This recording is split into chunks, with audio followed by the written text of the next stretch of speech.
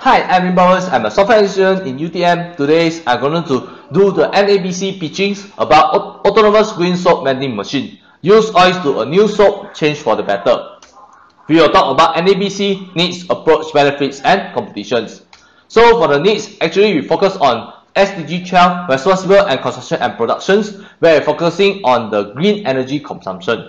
So for the waste cooking oils is a source of energies or source of the foods for the worldwide citizens. So actually we have 500,000 tons of waste cooking oils obtained in Malaysia, 100k to 70k from Europe, and 5 million tons from China. So who are our customers? Our customer actually is the households and the restaurant owners.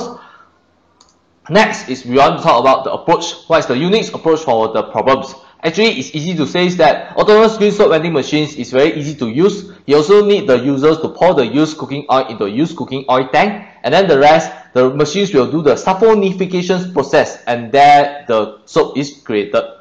So for our stakeholders, what is the benefits gained by our stakeholders? Actually, the restaurant owners and the households, they will create a new revenue streams. The restaurant owners will also create the souvenirs to the customers, reduce the time keeping the used cooking oils, while the households can proper handling the used cooking oils, prevent clogging of the kitchens and the drains. So for the competitions, actually we focus on 3 aspects: minimum used oil collecting amounts, price gain, and the time required to store. Autonomous green soap machine is the best since it just collect 100 grams and can function it. We have 500 ringgits per kg that it can generate a lot of soaps, and then it does not require time to store. That's all for me. Thank you very much.